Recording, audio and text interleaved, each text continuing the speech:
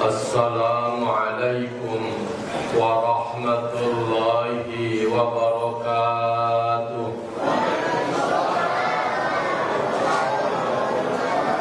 Alhamdulillahi rabbil alamin. Wassalatu wassalamu ala asyrafil anbiya'i wal mursalin Sayyidina wa maulana Muhammadin khatamin nabiyyin wa ala alihi wa sahbihi ajma'in, amma ba'du. Yang kita muliakan Bapak Ketua dan Bapak-Bapak pengurus DKM Masjid Jami' Baitur Rahman, para sepuh hadirin kaum muslimin wal hadirat kaum muslimat, jamaah pengajian, para pencinta ilmu, ahli kebajikan yang sama-sama dirahmati Allah Subhanahu wa ta'ala. Marilah kita awali taklim kita pada malam hari ini dengan bersama-sama membaca Ummul Quran surat Al-Fatihah, teriring doa semoga Allah memberikan ilmu yang bermanfaat dan dapat kita amalkan dalam kehidupan sehari-hari. Amin ya rabbal alamin. Ala hadhihi niyyah wa kulli niyyatin salihah. Al-Fatihah. A'udzu billahi minasy syaithanir rajim. Bismillahirrahmanirrahim. Alhamdulillahi rabbil alamin. Ar-Rahmanir Rahim. Maliki yaumiddin. Iyyaka na'budu wa iyyaka nasta'in. Ihdinas siratal mustaqim. Siratal ladzina an'amta 'alaihim ghairil maghdubi 'alaihim waladdallin. Amin. Doa selamat bersama-sama kita awali dengan a'udzu, mulai. A'udzu billahi minasy syaithanir rajim. Bismillahirrahmanirrahim. Alhamdulillahi rabbil alamin. Hamdan yuwafi ni'amahu wa yukafi'u mazidah. Ya Rabbana lakal hamdu kama yanbaghi li jalali wajhikal karim wa 'azimi sultanik. Allahumma shalli ala sayyidina Muhammad wa ala ali sayyidina Muhammad. Allahumma inna nas'aluka salamatan fid din wa afiyatan fil jasad wa ziyadatan fil ilmi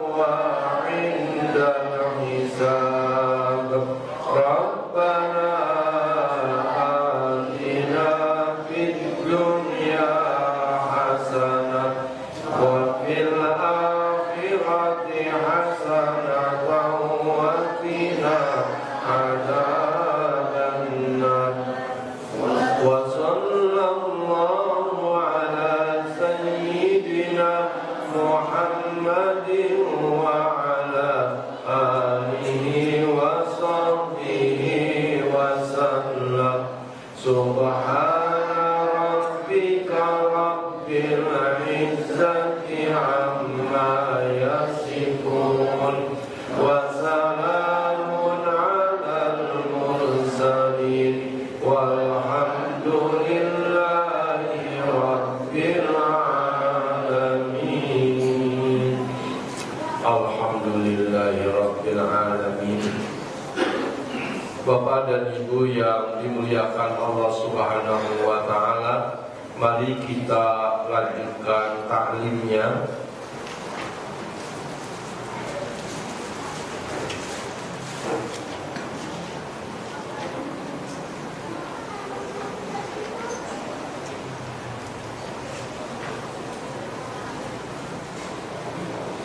Sekarang masih halaman 15. Kita sedang membaca dan memahami hadis nomor 122.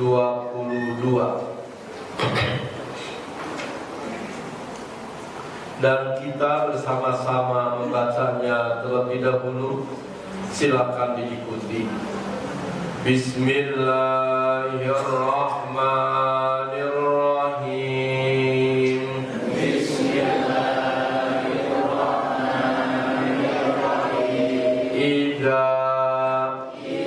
Apabila uqimatis sholatu,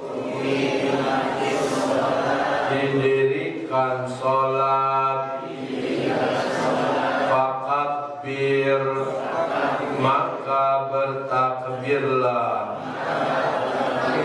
tsumma qra, kemudian bacalah, matayassara, apa yang mudah, ma'aka, bagimu, minal qur'ani, dari Al-Quran, tsummarka, kemudian ruku', hatta, sehingga, tatma'inna, sempurna, raki'an, ruku'. Sampai situ saja dulu. Pertemuan lalu sudah membahas sampai idza uqimatis sholatu fakabbir. Kalau sholat maka bertakbirlah. Jadi terucap Allahu Akbar. Mudah-mudahan sedikit-sedikit berubah menuju yang lebih baik. Diingat-ingat. Jadi kalau takbir yang pertama itu ucap Bapak Ibu, Allahu Akbar. Masih ada yang mingkem aja. Harus berubah, harus berubah. Tsumma qra ma tayassara ma'aka minal Qur'an. Tsumma qra, kemudian bacalah, ma tayassara, apa yang mudah bagimu, minal Qur'ani, dari Al-Qur'an. Waktu berdiri sesudah takbir, kita diperintahkan membaca yakni surat Al-Fatihah. Ini menunjukkan bahwa doa iftitah itu hukumnya sunnah. Artinya, kalaupun doa iftitah itu tidak terbaca atau tidak dibaca baik oleh imam ataupun oleh makmum, maka sholat itu hukumnya tetap sah. Bahkan apabila imam sudah mulai membaca surat Al-Fatihah, maka kita yang jadi makmum harus menghentikan bacaan doa iftitah walaupun doa iftitah kita belum selesai. Karena membaca doa iftitah hukumnya sunnah, menyimak bacaan Fatihah imam hukumnya wajib. Jangan sampai imam baca Fatihah, kita baca doa iftitah, hentikan. Walaupun kita doa iftitahnya belum selesai. Kemudian bacalah surat Al-Fatihah. Pertemuan lalu sudah sedikit-sedikit disindir bahwa yang wajib membaca surat Al-Fatihah itu, yang wajib membaca surat Al-Fatihah itu adalah satu, setiap orang yang sholatnya menyendiri. Orang yang sholatnya munfarid, sendiri-sendiri, maka masing-masing harus membaca surat Al-Fatihah. Itu yang sholatnya sendiri-sendiri, baik sholat wajib maupun sholat sunnah. Wajib tuh, setiap orangnya wajib membaca Fatihah, yang sholatnya sendiri-sendiri. Yang kedua, yang wajib membaca surat Al-Fatihah itu adalah imam. Imam, orang yang memimpin sholat berjamaah, dia wajib membaca surat Al-Fatihah, baik di waktu bacaannya dikeraskan ataupun ketika bacaannya harus pelan. Maka imam wajib membaca surat Al-Fatihah. Dua itu. Yang ketiga, makmum wajib membaca surat Al-Fatihah sedapatnya. Makmum wajib membaca surat Al-Fatihah sedapatnya. Kalau lengkap bisa membaca surat Al-Fatihah sampai tamat, ya tamatkan. Tapi kalau tidak bisa tamat, keburu imam ngajak ruku, ya kita ngikut ruku. Kita ngikut ruku. Dan makmum sholatnya sah. Sholatnya sah. Terus terang, terutama saya ini, dalam sholat maghrib atau sholat isya, bukan di sini, bukan. Itu kadang-kadang rakaat ketiga kalau maghrib dan rakaat ketiga dan keempat dalam sholat isya suka keteter tuh baca Fatihahnya. Artinya keteter tuh, nah kita Fatihah belum selesai, imam udah keburu ruku. Bagaimana? Ya udah ngikut ruku. Ini adalah kewajiban sebagai makmum, ngikut ruku. Kenapa suka keteter? Imam berubah kecepatan, merubah kecepatannya. Waktu imam rakaat pertama kedua, Fatihahnya segini durasinya. Bismillahirrahmanirrahim. Alhamdulillahi Rabbil Alamin. Segitu. Begitu rakaat ketiga, dia kecepatannya tancap gas. Rupanya dia rakaat ketiga begini. Bismillahirrahmanirrahim. Nah kita masih lagu ngikutin rakaat pertama kedua, kita masih Bismillahirrahmanirrahim. Allahu Akbar lah kata kita. Baru sampai Maliki Yaumiddin, imam sudah ruku, ngajak ruku, kita ruku. Nah itu kasusnya begitu. Atau mungkin kasus lain begini. Kita datang ke masjid agak terlambat. Itu rakaat pertama imam, begitu kita masuk, imam lagi baca wala ana abidum ma abadtum wala antum abiduna ma a'bud. Nah kita baru nyampe ke barisan. Allahu Akbar. Bismillahirrahmanirrahim. Lakum dinukum waliyadin. Kita baru sempat sampai alhamdulillah. Bagaimana itu imam udah ngajak ruku, kita baru sampai alhamdulillahirabbil alamin, maka kita ngikut ruku. Bagaimana itu rakaatnya? Terhitung sempurna. Itu keuntungan jadi makmum. Keuntungan jadi makmum. Kalau kita sholatnya sendiri, begitu nggak sah. Keuntungan jadi makmum itu membaca surat Al-Fatihah. Pemahaman saya diajarkan oleh guru-guru, ini pemahaman saya. Kalau mungkin berbeda, boleh dong saya berbeda dengan pemahaman yang lain. Atau mungkin bapak-bapak ibu-ibu ada yang berbeda, boleh saja berbeda. Jangan berusaha menyatukan sesuatu yang berbeda. Nggak mungkin menyatukan sesuatu yang berbeda.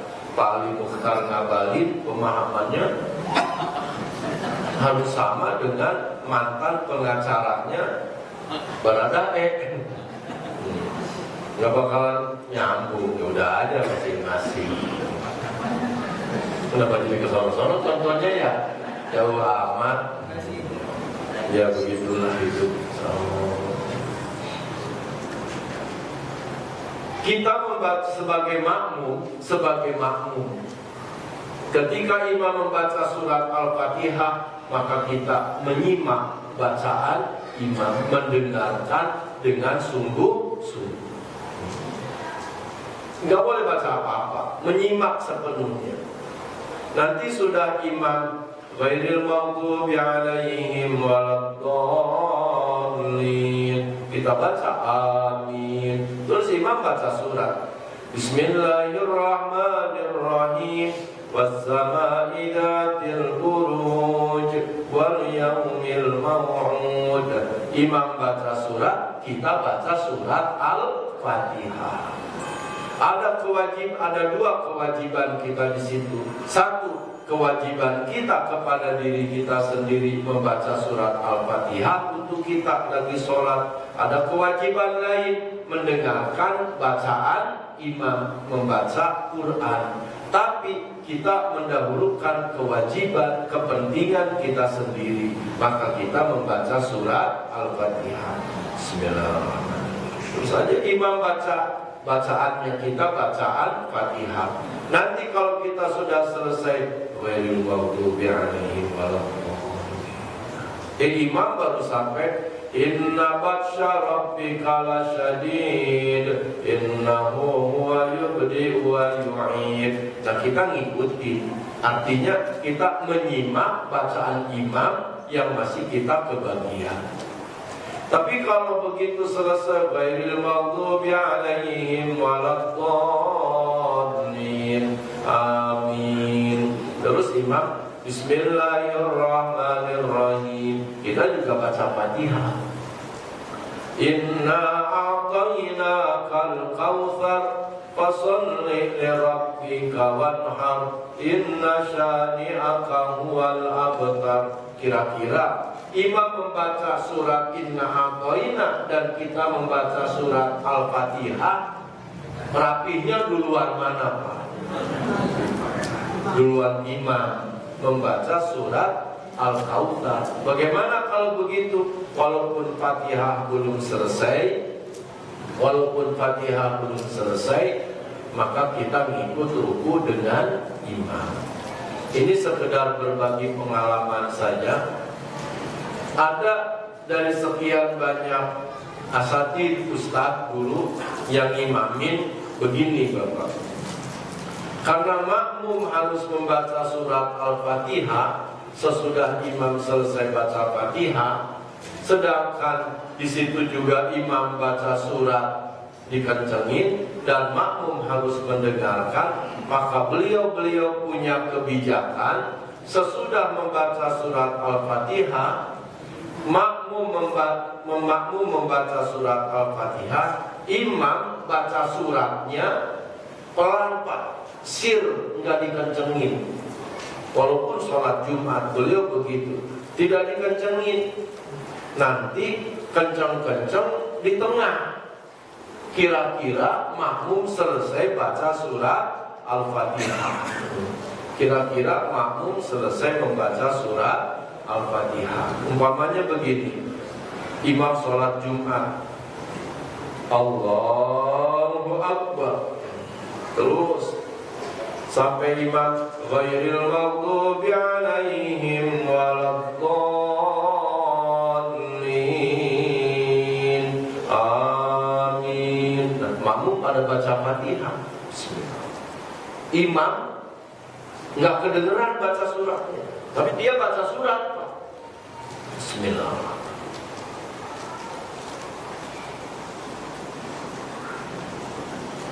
Tiba-tiba ntar gini, afala yanzuruna ilal ibli kaifa khuliqat wa ilas samai kaifa rufi'at wa ilal jibali kaifa nusibat. Jadi tiba-tiba afala yanzuruna, padahal dia dibaca dari awal. Bintu ghairil maghdubi alaihim waladdallin. Amin. Terus beliau baca Bismillahirrahmanirrahim.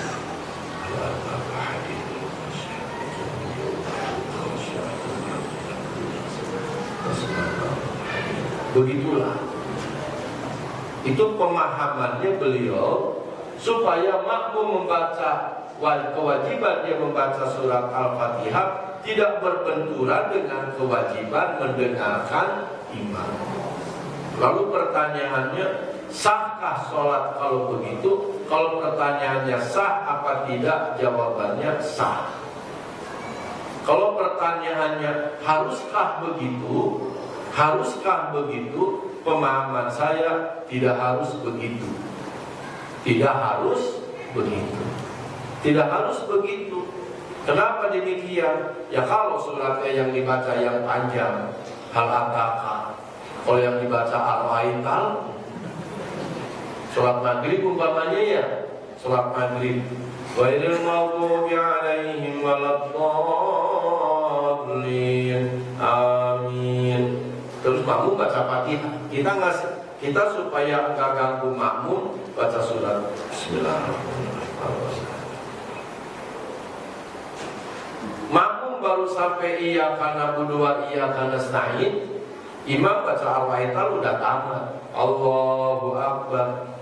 Jadinya harusnya jahar, tidak jahar. Jadi saya sampaikan, kalau pertanyaannya haruskah imam baca seperti itu, jawabannya tidak harus. Tidak harus. Itu membaca surat Al-Fatihah. Kemudian membaca surat sesudah Fatihah, membaca surat sesudah surat Al-Fatihah itu hukumnya sunnah. Hukumnya sunnah. Artinya, kalaupun dalam sholat itu suratnya tidak terbaca, maka sholat itu hukumnya sah. Sholat itu hukumnya sah. Udah ghairil maghdubi alaihim waladdallin. Amin. Allahu Akbar. Enggak baca surat hukumnya sah, karena itu hukumnya sunnah. Kemudian membaca surat juga, membaca surat di dalam sholat itu tetap berpegangannya kepada hadis ini, ma tayassara ma'aka minal Qur'an. Baca surat yang kamu mudah, baca surat yang mudah bagi kamu dari Al-Quran. Pilih surat-surat yang apa? Yang gampang, yang lancar. Toh dalam kenyataannya kemampuan kita berbeda-beda. Berbeda-beda. Baca yang kita udah hafal, baca yang kita sudah hafal. Jangan nggak apa-apa Bapak. Baca umpamanya tiap kita ngimamin, emang yang lancarnya kuliah sama kulhu. Kata orang-orang, ini tiap dia ngimamin kuliah sama kulhu, kuliah sama kulhu.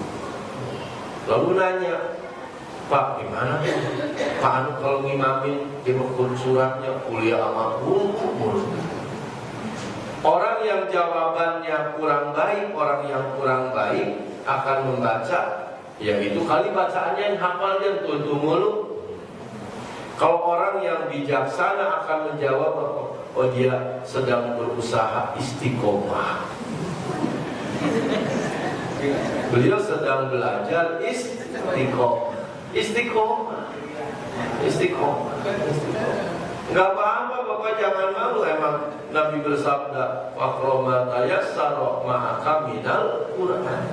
Jangan sampai kita maksa-maksain diri baca surat yang kita sendiri kagak hafal. Nih Bapak, saya kasih tahu, Jadi imam itu jangankan surat yang remeng-remeng, surat yang udah hafal aja kadang-kadang. Karena beda waktu latihan sama waktu praktek sholat. Prakteknya sholat lagi ngapalin mah di luar sholat lancar. Pas dipakai sholat apalagi ngimamin, makmumnya calon mertua, walah apa buyar. Kalau belum lancar banget jangan. Habis malu masa aro'ait al-muluk maksain. Bismillahirrahmanirrahim.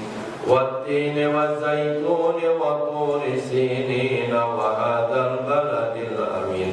Laqad khalaqnal insana fi ahsani taqwim. Tsumma radadnahu asfala safilina illa alladziina aamanu wa 'amilus shalihati wa tawassaw bil haqqi wa tawassaw bis sabr. Jadi nyebrang. Itu bukan yang remeng-remeng hafal, yang sudah lancar juga bisa belok. Nyebrang ke surat lain itu kayak kereta api pindah rel. Maka nggak bisa makromata yassara ma'aka minal Qur'an. Atas dasar hadis bacalah yang mudah bagimu dari Al-Quran. Ini saya ulangi, saya memahami, saya pribadi memahami. Berulang-ulang, boleh dong pemahaman saya berbeda dengan Bapak-bapak dan Ibu. Atau Bapak Ibu juga boleh berbeda pemahamannya dengan saya. Bapak jangan nyerang pemahaman saya karena berbeda. Saya juga enggak menyerang pemahaman Bapak dan Ibu berbeda. Ya paling tidak, kata Pak Ustaz Ade begitu. Karena kita dalam sholat itu baca apa yang kita mudah dalam Al-Quran, maka dalam sholat terutama imam nggak usah buka Quran, nggak usah buka Quran. Kenapa? Baca yang kita hafal, baca yang kita hafal, baca yang kita hafal. Yang belum hafal nggak usah dibaca, tidak usah dibaca. Fakro Tsumma qra' ma tayassara ma'aka minal Qur'an. Kemudian baca olehmu apa yang sudah mudah bagimu dari Al-Qur'an, dari Al-Qur'an.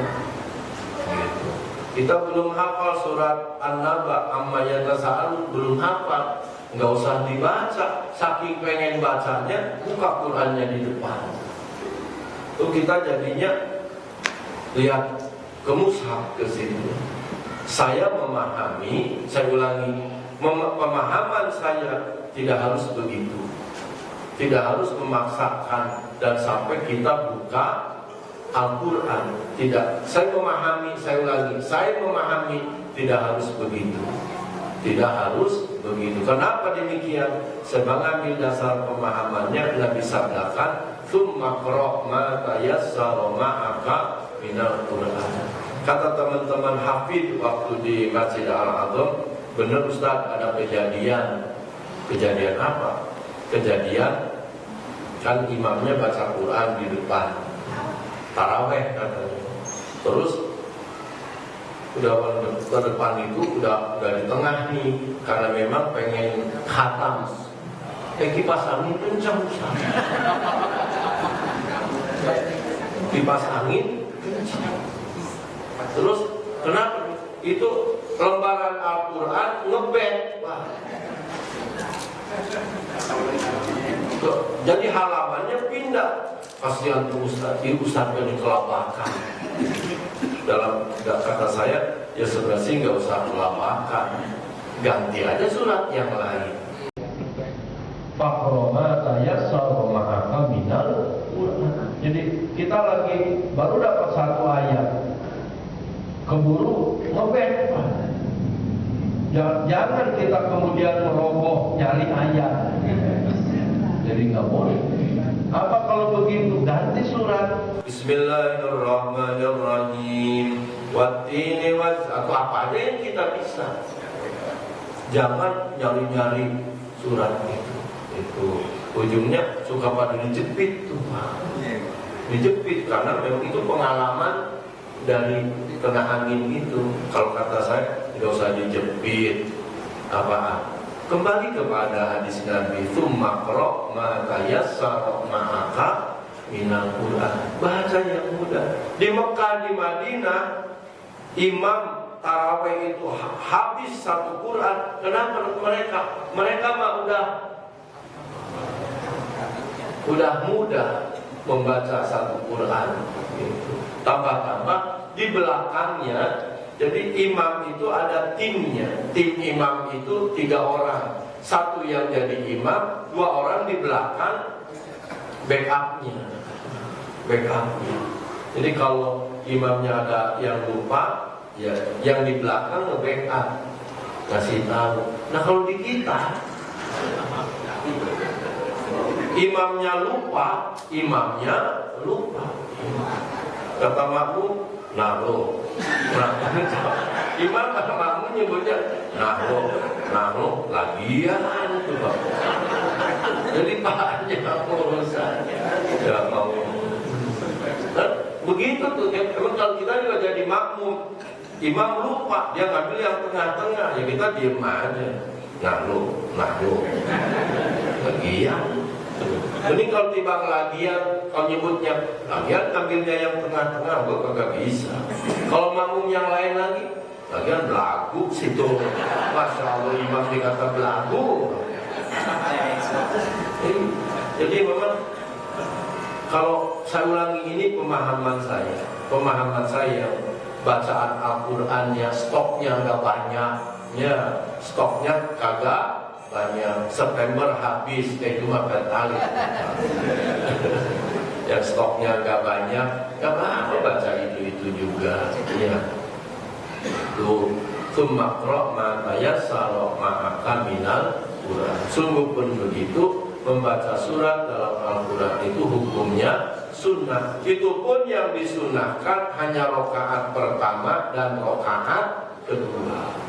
Rakaat pertama dan rakaat kedua. Ini namanya juga ngaji masuk ke seingat-ingat Bapak. Mumpung ingat, Nabi sabdakan sholatul laili mathna. Ini dalam sholat sunnah. Dalam Bulughul Maram ada sholatul laili mathna. Sholat malam itu dilakukan 2 rakaat. Jadi 2 rakaat salam, 2 rakaat salam, 2 rakaat. Tapi boleh kalau lebih dari 2 rakaat boleh digabung. Tapi statusnya tetap itu 2 rakaat. Yang nilai 2 rakaatnya jangan hilang. Itu hanya digabung saja. Umpamanya sholat malam kan 2 rakaat. Ini mau ngerjain 4 rakaat. Boleh yang 2 rakaat itu digabung menjadi 1 salam. Digabung menjadi 1 salam. Tapi tetap makna 2 rakaatnya nggak boleh hilang. Seperti rambutan dulu, waktu zaman rambutan itu kalau seikat berapa itu? 4.000. Seikat 4.000. Tapi kalau segabung isinya 3 ikat jadinya 10.000. Kalau ini seikat berapa? 4.000. Kalau ini segabung 10.000 isinya 3 ikat. Tapi tetap harus 3 ikat. Maka bapak-bapak, ibu-ibu boleh diperhatikan, kalau sholat tarawih yang 4 rakaat digabung 1 salam, sesungguhnya tetap 2. Maka walaupun sholatnya menurut perhitungan rakaat itu 4, tapi baca suratnya harus dibaca. Rakaat pertama Fatihah sama surat, rakaat kedua Fatihah sama surat, rakaat ketiga Fatihah sama surat, rakaat keempat Fatihah sama surat. Kalau ada pertanyaan, nah kan kalau sholat fardu aja, ini sholat fardu aja, baca surat itu hanya di rakaat pertama dan kedua. Kenapa sholat witir yang 3 rakaat, rakaat pertama Fatihah sama surat, rakaat kedua Fatihah sama surat, rakaat ketiga Fatihah sama surat? Harusnya Fatihah doang, nggak boleh Fatihah doang, harus Fatihah sama surat. Kenapa demikian? Pada hakikatnya yang oleh kita disebut 3 rakaat itu sebenarnya mah 2 plus 1. Sholat tarawih yang 4 rakaat itu gabungan 2 rakaat digabung. Maka walaupun 4 rakaat, nggak boleh sholat tarawih 4 rakaat itu bacaan suratnya seperti sholat isya. Kalau sholat isya emang murni 4 rakaat, aslinya 4 rakaat. Maka rakaat pertama Fatihah sama surat, rakaat kedua Fatihah sama surat, rakaat ketiga Fatihah doang, rakaat keempat Fatihah doang. Karena memang aslinya begitu.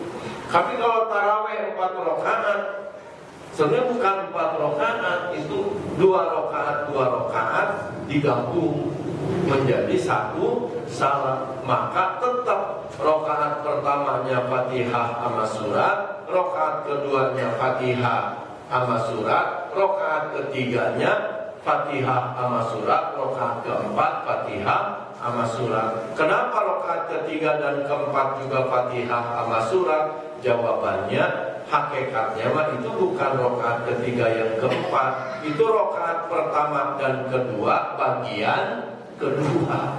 Itu ya paling tidak, kalau ada paling tidak ya kita jadi pahamnya begitu. Ada yang nanya, kok kalau tarawih, kalau witir 3 rakaat, kok rakaat ketiganya Fatihah sama surat ya?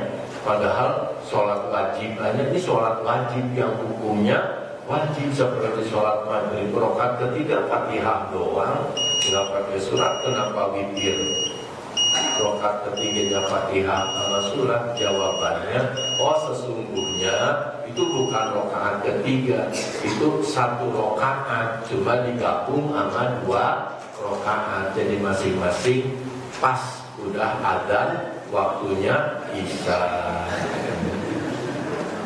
Begitu waktunya kita melaksanakan sholat isya.